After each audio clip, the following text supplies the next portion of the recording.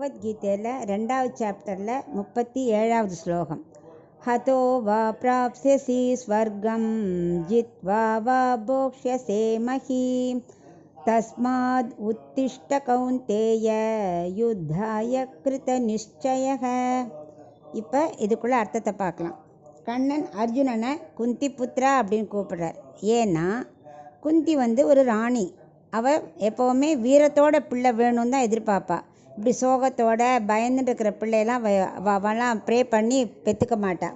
ஏன்னா ஒன்று வீர சொர்க்கம் அடையணும் அல்லது வெற்றி கிட்டணும் அப்படிங்கிற பிளான் பண்ணி தான் அவளுக்கெல்லாம் குழந்தை வேணும்னு அவள் தவம் கிடப்பாள்.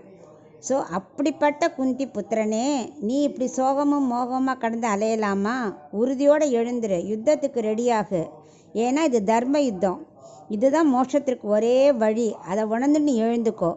உனக்கு இது 2 விதத்துலையும் நன்மை தான் தரும். யுத்தத்தில் சப்போஸ் நீ கொல்லப்பட்டாலும் வீர மரணம், அப்போ எங்கே போவ? சொர்க்கத்துக்கு போவ.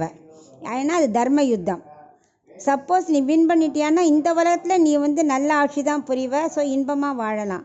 ஸோ வெற்றியோ தோல்வியோ உனக்கு 2மே இங்கே நன்மையை தான் கொடுக்கும். இந்த யுத்தத்தினால உனக்கு நன்மையை தான் தரும். ஆனால் நீ வேறு விதத்தில் சப்போஸ் நான் மாட்டேன், நான் காட்டுக்கு போகிறேன், பிச்சை எடுக்கிறேன் அப்படின்னு சொன்னியான்னா உனக்கு பாவம் தான் சேரும். இதை விட இந்த உலகத்தில் தாழ்ந்த நிலை உனக்கு வேறு எதுவுமே இல்லை. சரி, நான் பிச்சை எடுக்கலை, பட்டினி கடந்தே போகிறேன்னா கூட தர்ம யுத்தத்தில் நீ போயிட்டியா, உனக்கு சொர்க்கம் கிடைக்காது, நரகம்தான் கிடைக்கும். ஸோ இந்த உலகத்துலேயும் உனக்கு சுகம் இல்லை, அங்கேயும் சொர்க்கம் கிடைக்காம நரகத்தில் கஷ்டப்பட போகிற.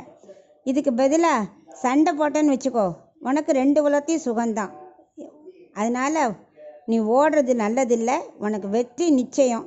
ஏன்னா நீ எங்கூட இருக்க, தர்மத்துக்காக நீ போராடுற. ஸோ உனக்கு வெற்றி கண்டிப்பாக கிடைக்கும். உனக்கு என்ன சந்தேகமா நீ தோற்று போயிடுவேன்னு அப்படின்னு கேட்குற. இல்லை, என்னோடய காண்டிபத்தில் எனக்கு நம்பிக்கை ரொம்ப ஜாஸ்தி, நான் தோக்கலாம் மாட்டேன் அப்படிங்கிறேன். அப்புறம் ஏன் நீ கவலைப்படுற, பிடிவாதம் பிடிக்கிற? சத்திரிய தர்மத்தை ஃபாலோ பண்ணு, எழுந்துரு, தைரியமாக சண்டை போடு அப்படின்னு அவருக்கு ஊக்குவிக்கிறார்.